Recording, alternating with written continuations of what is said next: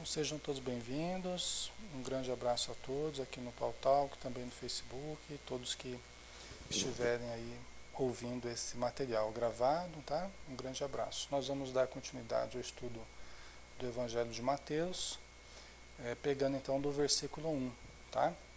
Capítulo 7. Capítulo 7, versículo 1.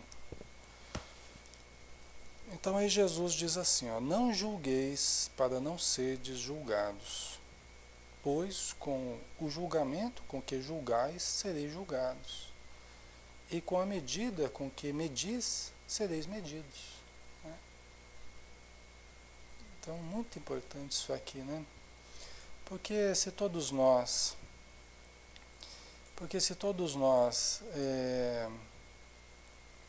temos a lei divina dentro de nós, né? Se todos nós temos o conhecimento, temos o discernimento do que é certo, do que é errado, se nós emitimos julgamentos para com os outros, nós estamos ao mesmo tempo ativando dentro de nós, vamos dizer assim, nós estamos relembrando aqueles mesmos conceitos que nós estamos utilizando para medir os outros, para julgar os outros, imediatamente eles serão aplicados a nós, pelo simples fato de estarmos lembrando deles.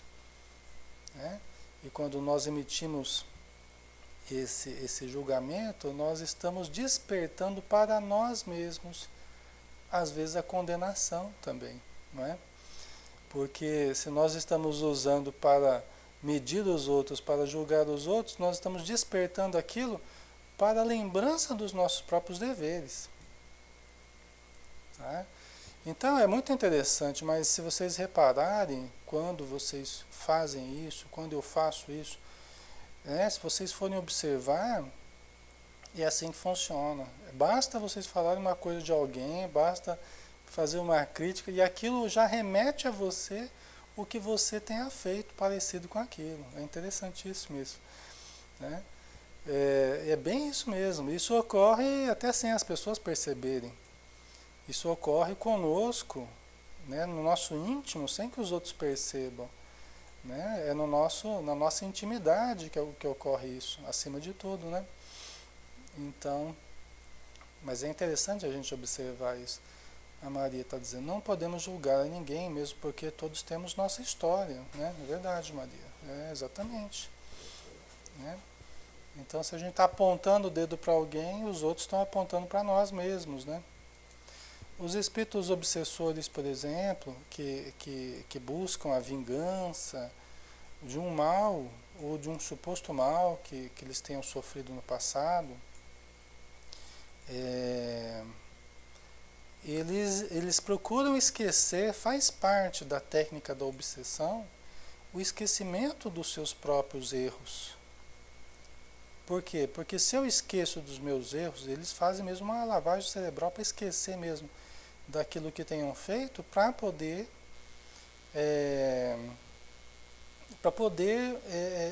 perseguir o outro. Né? Faz parte da psicologia do obsessor, isso, né? O próprio Hermínio Miranda conversa, né, explica a respeito disso, né? Em outros livros a gente vê também, mas faz parte dessa psicologia do obsessor. E muitas vezes nós somos os obsessores uns dos outros, né? Encarnados, e ficamos ali, esquecemos dos nossos deveres e ficamos cuidando da vida dos outros, né? Dentro de um puritanismo, adotamos uma atitude puritana e ficamos tentando controlar a vida dos outros, né? Então isso é muito importante, né? Que a gente não faça, né? É muito importante que a gente reflita aí, né? Deixa eu ver aqui, a Jandira. Pois é, isso ontem aconteceu comigo, mas me calei para não ficar pior a situação, e eu estava certa, né? Pois é, muitas vezes a gente está com a razão, né? Só que, se estamos com a razão, utilizemos a razão, e às vezes a razão fala para a gente silenciar, né? É uma coisa mais sábia, às vezes, a fazer, né? levei mais em consideração a amizade. A pessoa estava muito nervosa, até porque tinha morrido um conhecido atropelado, né? Então, é, a Maria, somos espíritos ainda em construção, né? Por isso temos que ver a nós mesmos. Isso. Por isso que a gente vê na obra do André Luiz, né, das orientações que os espíritos nos dão é assim: quando a indignação ou quando a inquietação a respeito do comportamento do outro começar a nos avassalar, começar a nos tomar, olhemos a nós mesmos. Quando estivermos a ponto de acusar o próximo, olhemos para dentro de nós mesmos. Tá? É o melhor a ser feito.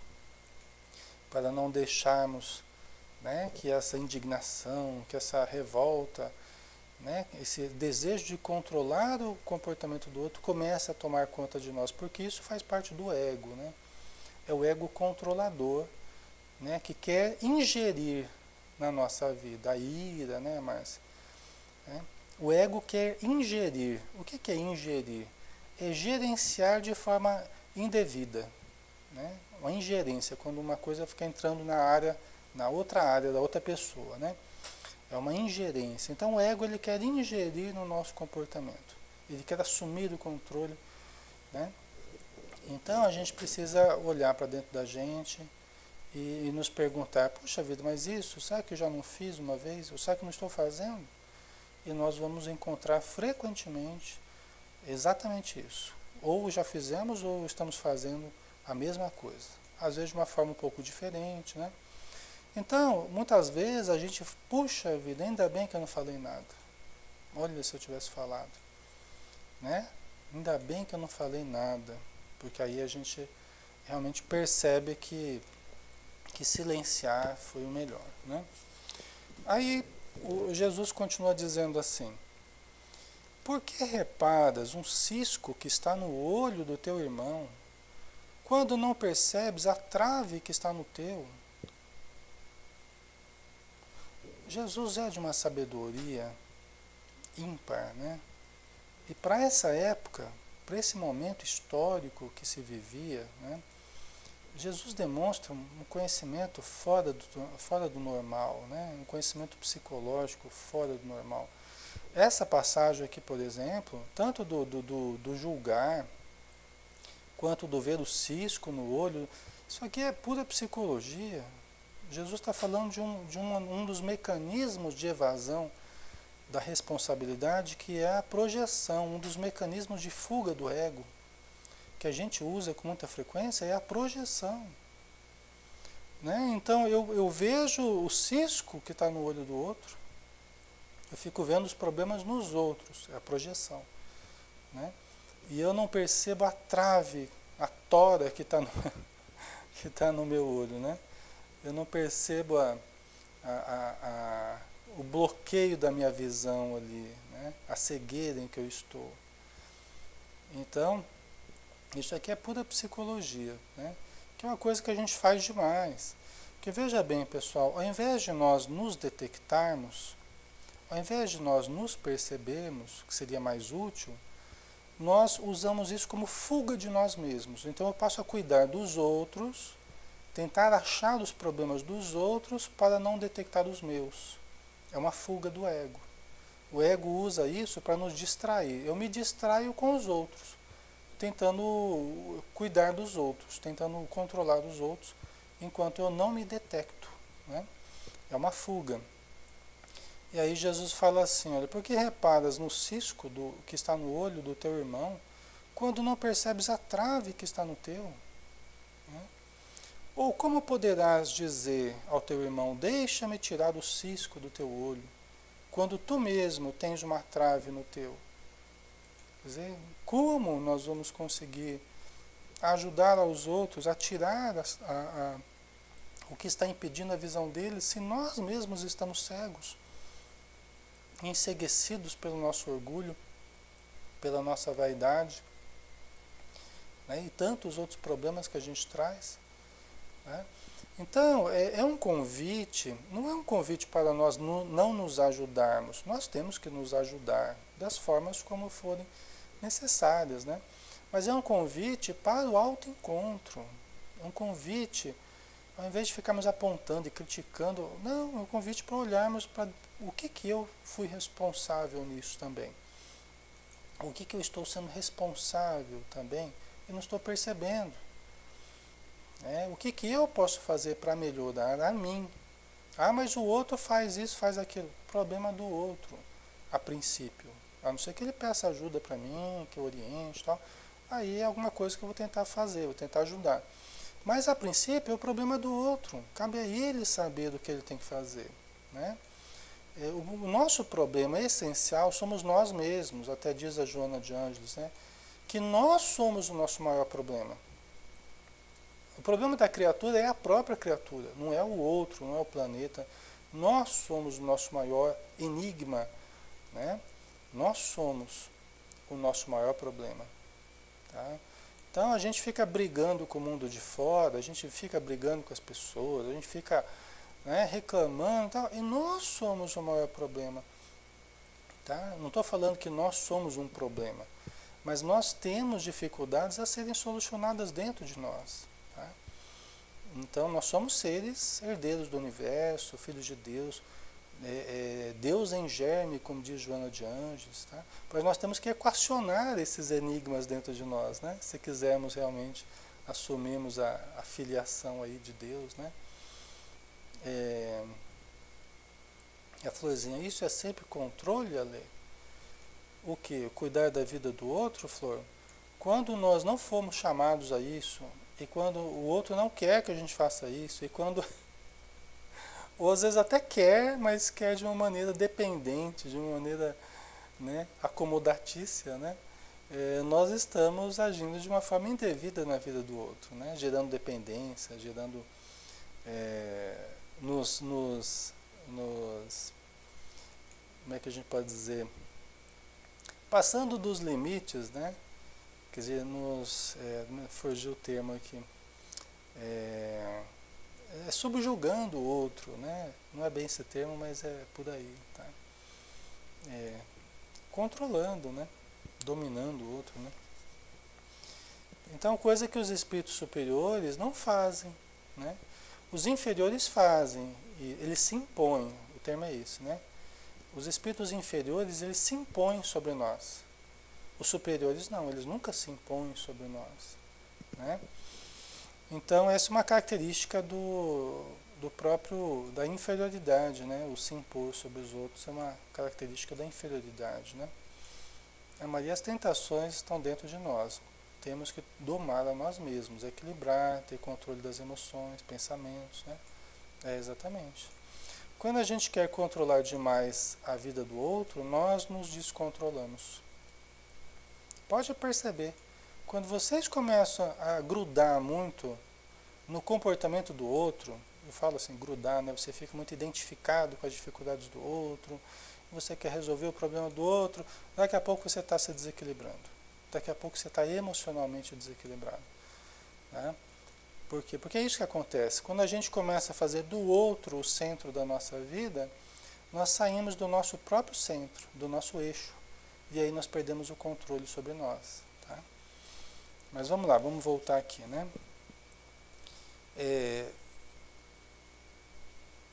Hipócrita, tira primeiro a trave do teu olho, e então verás bem para tirar o cisco do olho do teu irmão.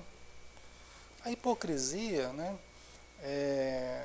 que é um termo que frequentemente surge aqui nos evangelhos, né, e os espíritos nos alertam quanto aos perigos da hipocrisia, né, seria nós percebermos certas atitudes irregulares nossas e ao invés de buscarmos mudar, nós ficamos mantendo essa conduta ambígua, né? De por um lado sabermos, percebermos e podermos mudar certas coisas e não mudarmos e ficarmos mantendo um exterior benigno, né? Ficarmos mantendo um exterior benigno e ainda exigindo dos outros, né? Está junto aí uma questão de puritanismo também, né? De ficarmos cobrando muito dos outros E nós que até já percebemos e poderíamos ter mudado algumas coisas em nós, ficamos sendo complacentes demais conosco mesmo, né? Então isso vai caracterizando a atitude hipócrita. Tá? O hipócrita não é aquele que tem dificuldades, né, e procura mostrar no exterior benigno, positivo, otimista. Isso não é ser hipócrita. Tá? O que caracteriza a hipocrisia é você saber que tem dificuldades, não fazer nada por mudar e ficar querendo mostrar um exterior e cobrar dos outros, né? Aí sim, né? Aí já parece, caracteriza a hipocrisia, né? Porque senão todos seríamos hipócritas, né? Porque nós percebemos dificuldades em nós e temos o esforço de mudar e procuramos mudar, só que a gente ainda não consegue agir do jeito que a gente queria, né? Nós não conseguimos ainda agir exatamente do jeito que o Evangelho nos fala, tá? Isso não nos faz hipócritas, tá? Isso nos faz pessoas ainda não acabadas, não desenvolvidas, né? Nós temos que nos desenvolver. Agora, hipocrisia é quando a gente tem condição de mudar, não se esforça por mudar e ainda fica cobrando os outros, exigindo um puritanismo aí, né? Uma atitude pura dos outros, né? Que geralmente esconde sentimentos perversos dentro de nós mesmos, tá, pessoal? Todo exagero de controle, de puritanismo para fora, né, na vida dos outros, denota sentimentos perversos dentro de mim mesmo, que eu não, não estou percebendo, né? Estão inconscientes para nós, né? Então ele precisa de tratamento, precisa de autoconhecimento, né? Aí tem o versículo 6 aqui, né? Não deis aos cães o que é santo, nem atireis as vossas pérolas aos porcos, para que não as pisem, e voltando-se contra vós vos estraçalhem. Tá? Olha, não deis aos cães o que é santo, nem atireis as vossas pérolas aos porcos, para que não as pisem, e voltando-se contra vós vos estraçalhem. Isso aqui é uma das coisas mais curiosas, né, mais interessantes, uma das frases mais interessantes de Jesus, o Emmanuel, inclusive por coincidência ou não, mas esses dias atrás eu estava lendo justamente a explicação do Emmanuel a respeito dessa não deis aos cães o que é santo. Jesus, em outro momento, ele fala assim: guardai-vos dos cães. Guardai-vos dos cães. Né? Talvez em outros dos evangelhos aí ele fala um pouquinho diferente. Guardai-vos dos cães, né? Mas aqui o sentido é o mesmo, né? Não dar aos cães, não dar aos porcos as coisas santas, né? Muito interessante isso. E uma sabedoria gigantesca de Jesus, né? Porque, pessoal, Emmanuel até nos fala assim, olha, se nós somos cuidadosos com vários recursos da nossa vida prática, se nós somos cuidadosos com vários recursos que nós usufruímos, quanto mais não deveríamos ser cuidadosos com os recursos espirituais? Quanto mais não deveríamos ser cuidadosos com os recursos espirituais? Né? Por quê? Por uma simples razão, né? Até o Emmanuel fala assim, olha, é porque nós ficamos às vezes agindo muito prodigamente com o conhecimento e com as coisas santas, que nós acabamos muitas vezes vulgarizando até, dando para qualquer pessoa esses recursos, né? E às vezes acabamos atraindo para os nossos contextos pessoas inaptas a lidarem com as coisas santas. Seriam os porcos, os cães, aí no caso, da criatura ainda não afeita exatamente a espiritualidade superior. Né?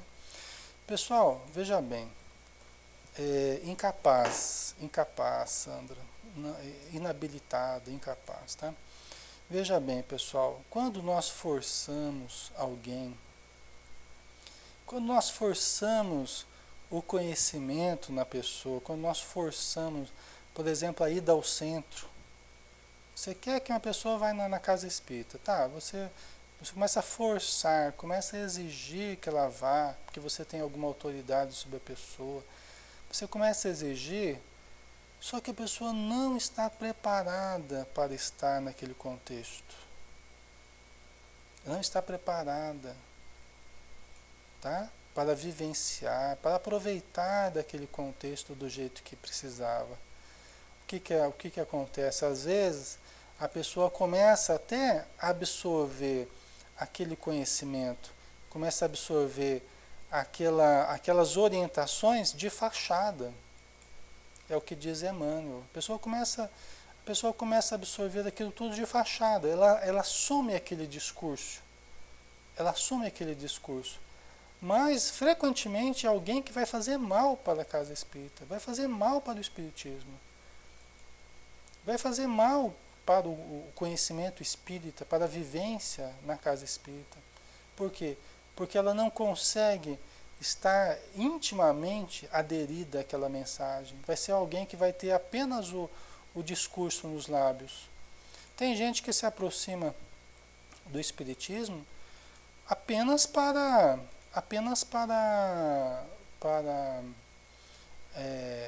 desenvolver a sua estrutura de poder na casa espírita, né? As suas vaidades.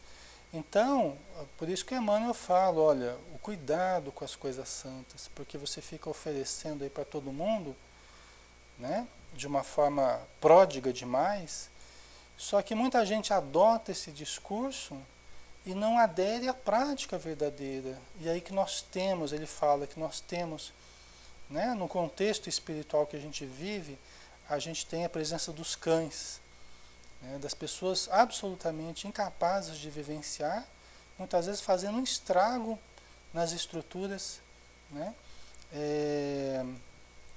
e sem proveito, né, sem proveito, porque acabam agindo de uma forma extremamente hipócrita, né.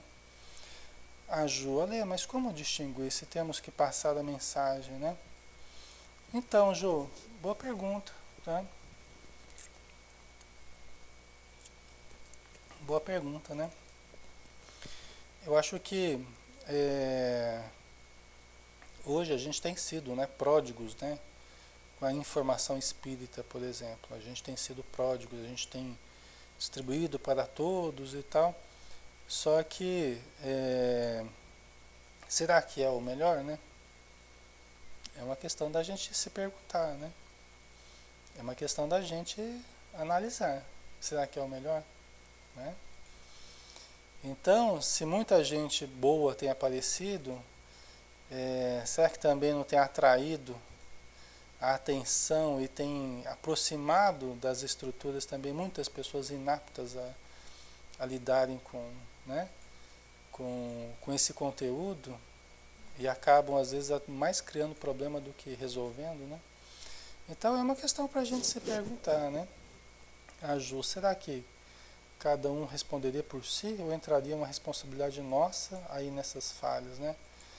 Então, pelo que diz Emmanuel, né, Ju, nós temos a nossa responsabilidade nesse sentido, tá? Toda vez que nós estamos forçando situações, né? Toda vez que nós forçamos situações, como por exemplo eu falei de levar para a casa espírita uma pessoa que você... Eu acho que nessa situação dá para a gente perceber melhor, mais claramente isso, tá?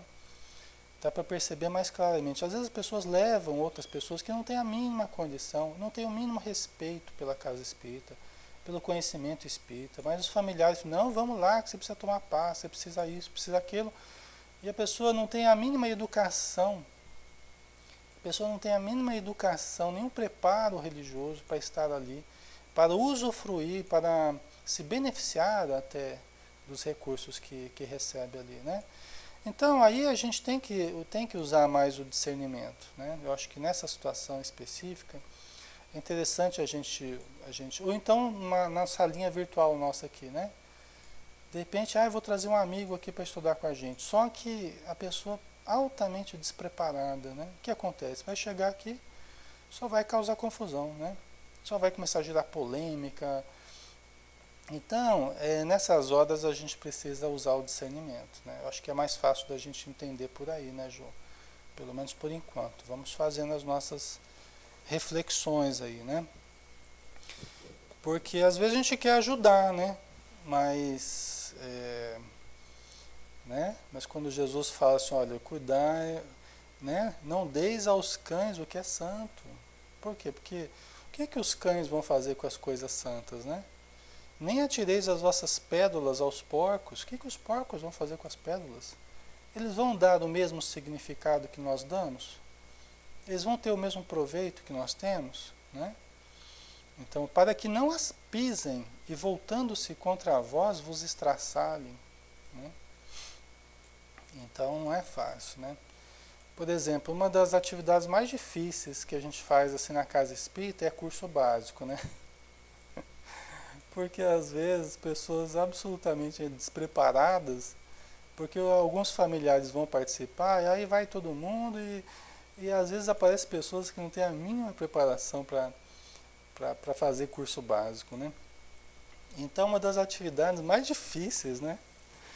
É principalmente a primeira turma, né? Do ESD, né? Porque surge cada situação. E se você... Eu aprendi uma coisa, aí vai uma dica até para quem vai dar esse curso assim, para iniciantes e tal, né? Nunca faça sozinho esse curso. Tenha pelo menos mais uma pessoa, de preferência mais duas, que sejam pessoas experimentadas, que possam gerar um fortalecimento naquilo que você vai falar. Porque às vezes você se vê, por mais que você está falando que é certo, às vezes você se vê uma saia justa, porque às vezes as pessoas que ignoram, né, as pessoas que ignoram o conhecimento espírita, né, elas às vezes formam um certo consenso ali e faz parecer que é certo o que é profundamente errado. Né? E aquilo que é errado passa a estar certo num certo momento ali dos estudos, tá? Então, é complicado, viu, pessoal? Eu aconselho que quem for fazer curso básico, EG, primeira turma, assim, esteja apoiado em pelo menos mais uma, mais duas pessoas aí que possam ajudar vibratoriamente nos conceitos, lembrar, né, certos conceitos. Porque eu já passei cada saia justa que vocês nem imaginam, viu? Não é fácil, não. E são pessoas que... São pessoas... às vezes pergunta sem nexo, né, Orquídea? E são pessoas que às vezes estão às voltas ainda com influências muito fortes, que estão chegando na casa espírita, não têm a disciplina de si mesmos, né? Frequentemente ainda são fumantes, gostam de beber, ainda estão muito ligados a outros ambientes. E aí, qualquer coisa que você vai falar que contraria o pensamento dessas pessoas, elas às vezes já ficam melindradas, porque elas estão muito impregnadas ainda dos conceitos da população em geral. Né?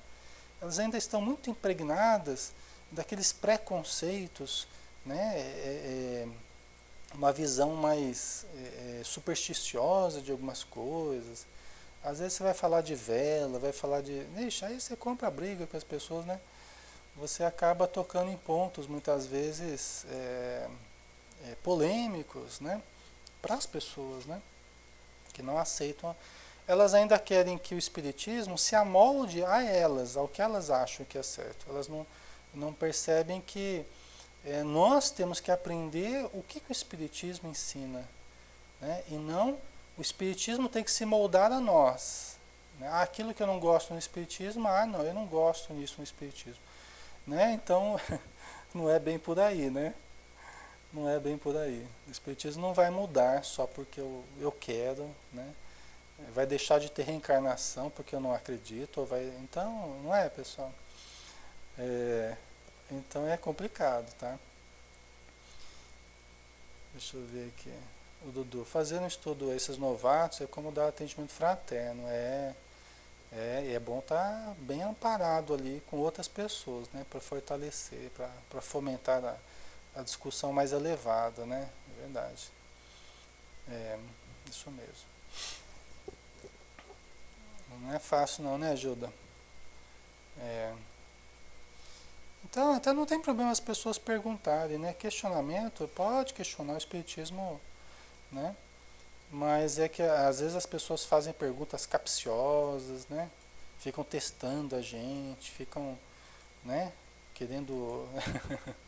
Isso que às vezes não é nem a pergunta, mas é a energia que você percebe que vem acompanhada, sabe? Aquelas pessoas que vêm testando, às vezes procedem de outras religiões, né? Então, Flor, boa pergunta, Flor, mas é isso aqui. Mas aí que tá.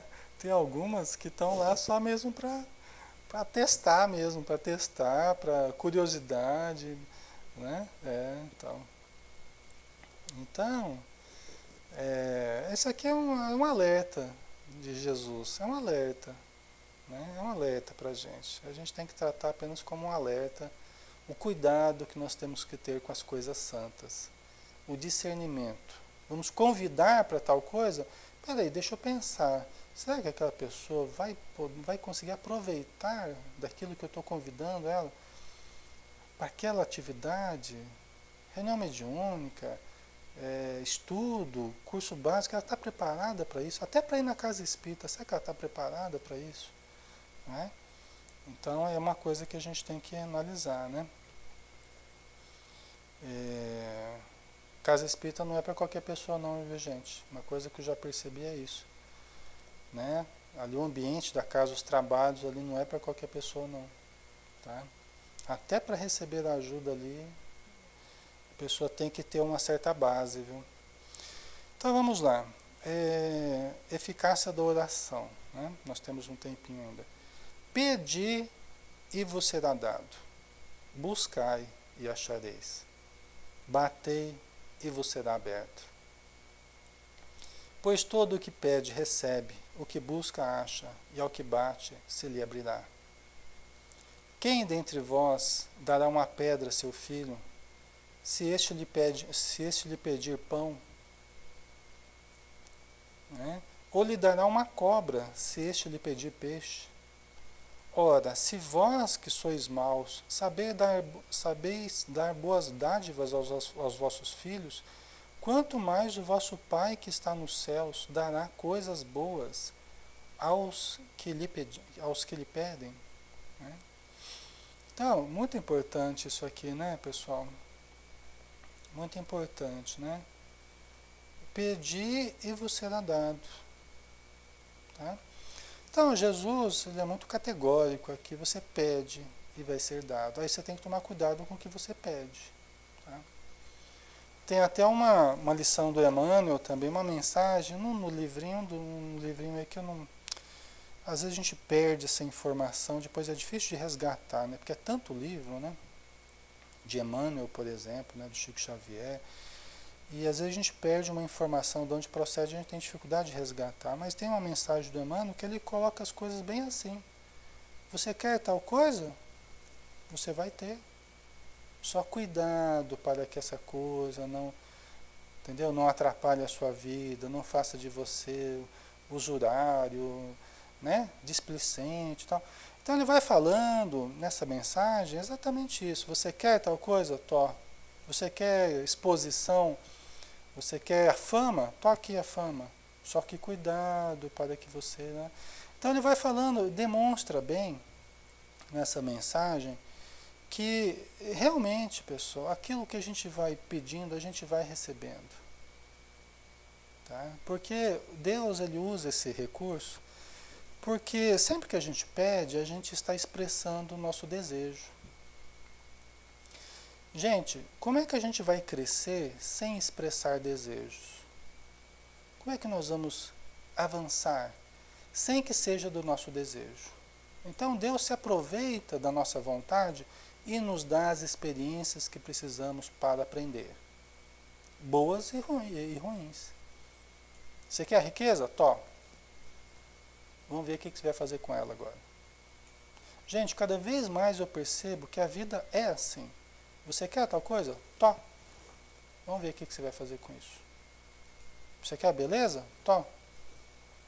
Eu falo isso porque assim, pessoal, se você centraliza a sua vida naquilo que você quer, naquele objetivo, se você faz da sua vida aquilo ali, você vai alcançar aquilo. Você vai alcançar aquilo. Tá? Porque tudo que a gente pede, a gente recebe, né? Tudo que a gente busca, a gente acha. Não é? Se você quer buscar tal coisa, você vai encontrar. Quer buscar doença, você vai encontrar doença. Quer buscar saúde, vai encontrar saúde. Quer buscar conhecimento, você vai encontrar conhecimento. Vai ser dado a você isso. Né? Se você, em tudo que você investir, você vai ter o retorno. A vida funciona assim. Tá? Mas cuidado com aquilo que você quer, com aquilo que você busca. Né? Aí que está o aprendizado. Muitas vezes a gente quer tanto uma coisa, a gente recebe aquilo, daqui a pouco você está enfadado com aquilo, está entediado com aquilo. Né? E aí você fala, puxa vida, eu não quero mais aquilo não. Tudo bem, você muda o seu modo de pensar, a vida já começa a dar de uma forma diferente. Emmanuel fala isso em uma das mensagens dele, fala assim, olha, para que não haja desperdício dos bens da vida, a vida somente nos dá conforme as nossas concepções. Olha só a preciosidade disso, a vida somente nos dá conforme as nossas concepções. Isso é Emmanuel que fala. Né? Para que a gente não fique recebendo coisas que a gente não dê sentido para aquilo, a vida somente nos dá conforme as nossas concepções. Aí ele fala assim, retrai-te, quer dizer, você se retrai e você vai ver a limitação em tudo que existe. Se você se retrai, você vai ver o limite em tudo que existe. Se você se retrai, você vai ver fechado, tudo preso. Né? Expande-te e verás o infinito para todos os lados. Vocês estão entendendo, pessoal? Quer dizer, se você amplia a sua visão, se você amplia o seu universo, as suas concepções, você vai ver o infinito para todos os lados. Né? Bonito, né, Maria? Se você se retrai e começa a ver dificuldade em tudo, começa a ver limitação em tudo, você vai viver essa limitação na sua vida, em todos os sentidos. Né? Então, é muito interessante isso aqui que Jesus fala, né? Pedi e vos será dado, buscai e achareis, batei e vos será aberto. Pois todo o que pede recebe, e o que busca acha, e ao que bate se lhe abrirá. Né? Então, tem muita gente que fala assim, Alexandre, mas e o merecimento? E o merecimento? Né? Porque eu não mereço. Né? Olha, saber se nós merecemos ou não cabe a nós.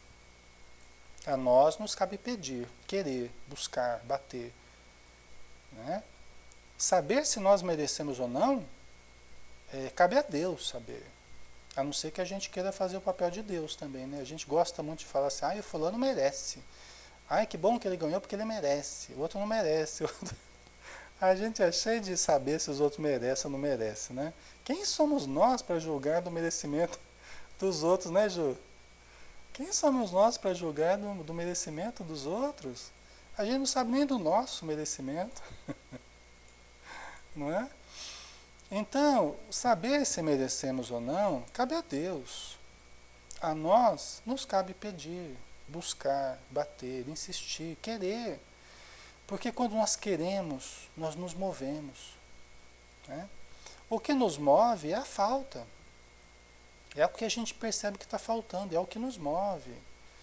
E aí a gente buscando, a gente se movendo, a gente vai aprendendo. A gente pode até errar muito, mas a gente vai aprendendo muito também. Tá? A gente vai aprendendo muito, mesmo através dos erros. Tá?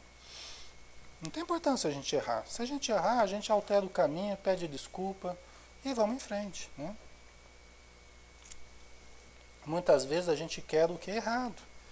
Mas aí a gente colhe o resultado, aprende e segue em frente. Né?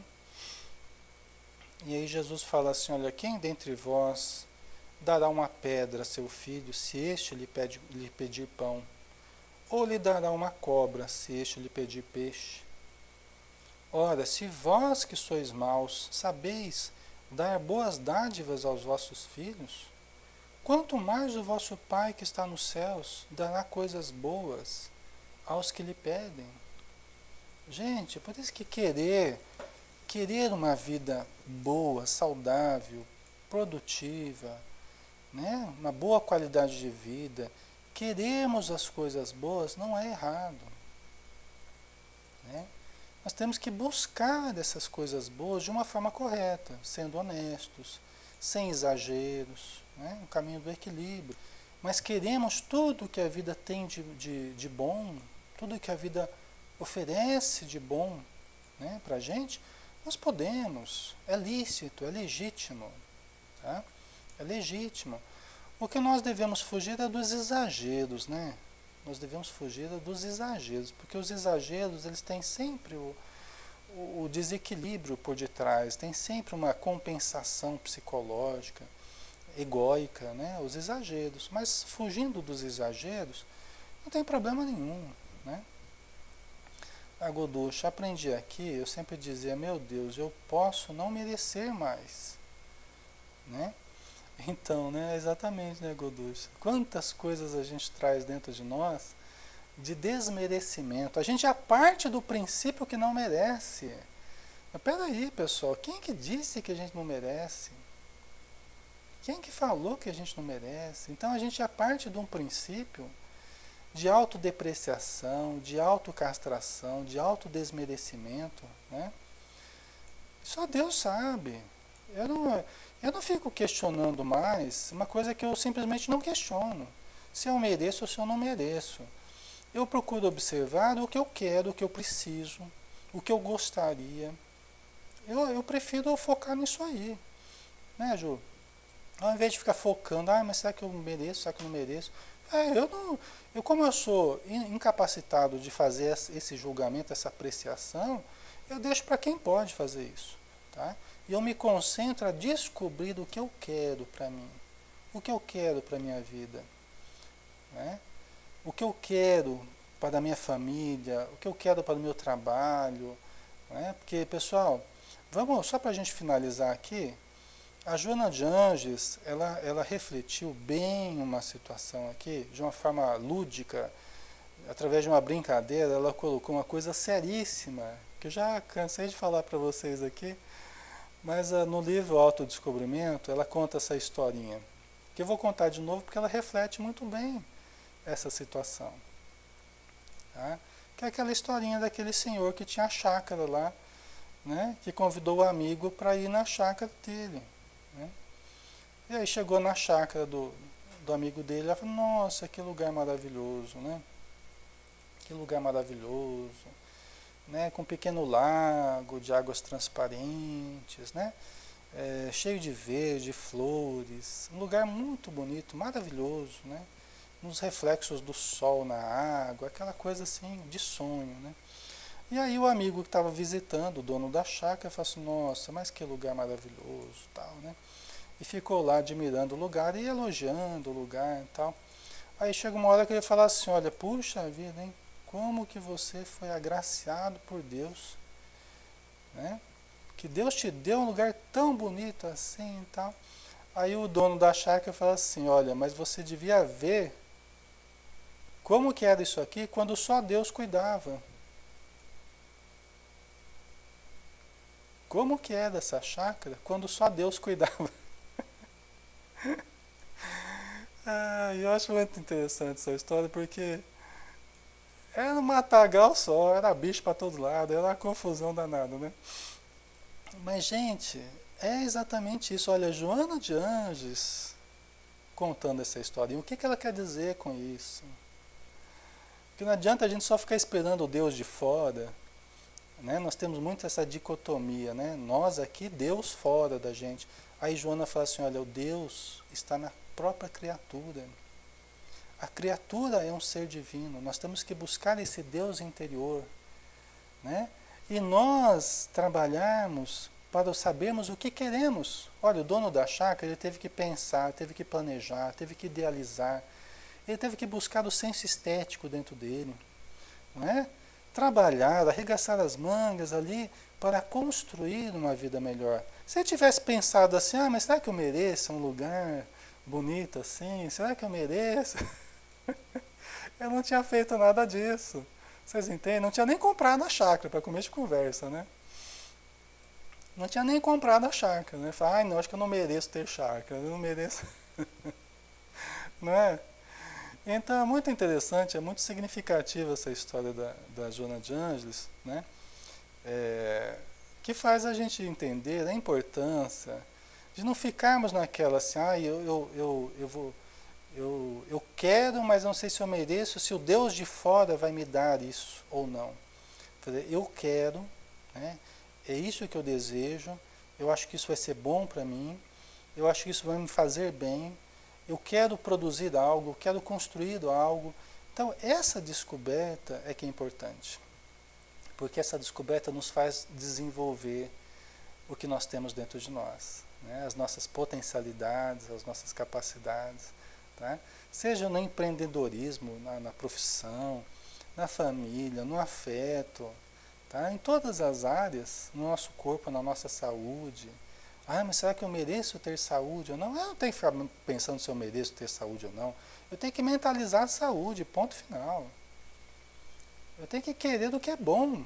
Gente, se eu não estiver querendo o que é bom, eu vou estar querendo o quê? O que é ruim? Não é? É simples assim. Se eu não estiver buscando o que é bom, o que é saudável, eu vou estar querendo o quê? O que é doentio? Eu vou estar querendo o insucesso? É isso que eu vou estar querendo? Então não tem, nesse caso não tem meio termo. A gente tem que buscar o que é bom, o que é saudável, né? E sempre que a gente estiver buscando as coisas boas, a gente vai estar indo para o caminho certo, tá? Não tenhamos dúvida disso. Pessoal, vamos dar uma paradinha aqui. É, nós paramos então no capítulo 7, no versículo 11, tá? O próximo é o 12 então, tá bom? Então, muito obrigado aí pelo carinho de vocês, pela participação, sempre importante aqui nos estudos, tá? O pessoal que está no Facebook também, um grande abraço e nós nos encontraremos então na sexta-feira, né? No estudo do livro No Mundo Maior, tá bom? Lembrando dessa nossa amiga aí que desencarnou, né? Era participante da Casa Espírita, embora estivesse um pouquinho afastada nos últimos tempos. A sua mãe participa da nossa Casa Espírita, né? E a Camila a gente colocou até no Facebook ali, desencarnou em Londrina e vai ser velada em Rolândia, né? Está sendo velada e será enterrada à tarde. Então a gente já... Olha, 20 alguma coisa, viu, Joel? 20 alguma coisa, eu não sei exatamente, tá? É. Então acabou de ter filho faz, né, alguns meses, né? Tá com um bebezinho de colo, né?